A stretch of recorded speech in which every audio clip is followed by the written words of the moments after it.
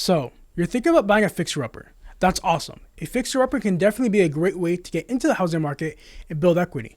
So let's go ahead and get started because there are definitely some things you need to consider. Hey, my name is Ahmed Zamzam. I'm a local realtor based out of Bloomfield, and if you'd like to know any other tips or need help buying or selling in the state of Michigan, don't hesitate to reach out.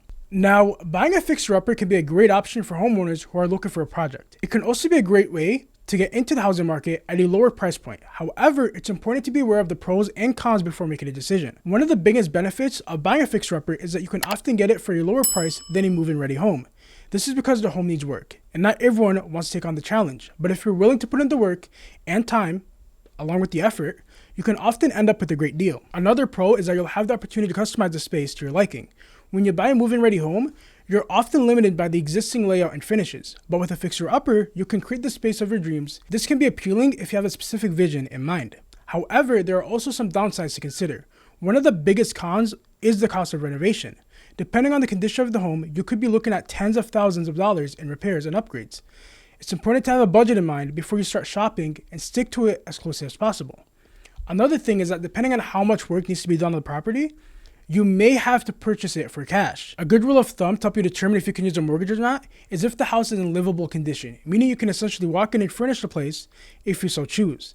Your typical mortgages, such as FHA and conventional, do have some property requirements, and some of their FHA requirements are that the property must be free of hazards that could affect the health or safety of occupants, such as exposed wiring, defective construction, or lead-based paint. The roof must be in good condition and not have more than 3 layers of roofing materials. The foundation must be in good condition and not have any major cracks or settling issues. The electrical, plumbing, and HVAC systems must be in good working order. The property must have adequate drainage to prevent standing water, and the property must have access to a public road or easement. In terms of a conventional mortgage, some of the requirements are that the property must be safe, sound, and secure. The property must have adequate heating. The structure must be sound and free of any defects. The roof must have a remaining life of at least 2 years. Plumbing and electrical systems must be in working condition, and the property must be free of any damage caused by environmental hazards. Again, those are just some of the requirements, so I will leave 2 links in the description below regarding the housing requirements for both FHA and conventional mortgages for you to check out and learn more.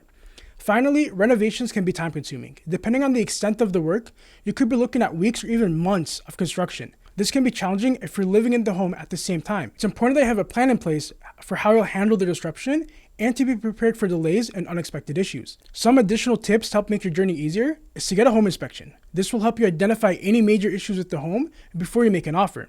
Work with a contractor. A contractor can help you get a better idea of the costs associated with renovations. Consider the location. Buying a fixer-upper in a desirable neighborhood can be a smart investment. And have a contingency plan. Make sure you have a plan in place in case the renovations take longer than expected or end up costing you more than anticipated. Overall, buying a fixer-upper can be a great way to get into the housing market and build equity, as long as you're prepared for the work and the costs associated with renovations. Just make sure to do your research, have a solid plan in place, and be prepared for the unexpected. As always, if you liked this video, please give it a thumbs up. Leave a comment down below if you've ever worked on a fixer-upper and what your experience was like, along with any tips you may have learned along the way, and subscribe to my channel for more real estate insights. Also, my contact information is going to be down below in the description, so don't hesitate to reach out to me if you need anything. Thanks for watching.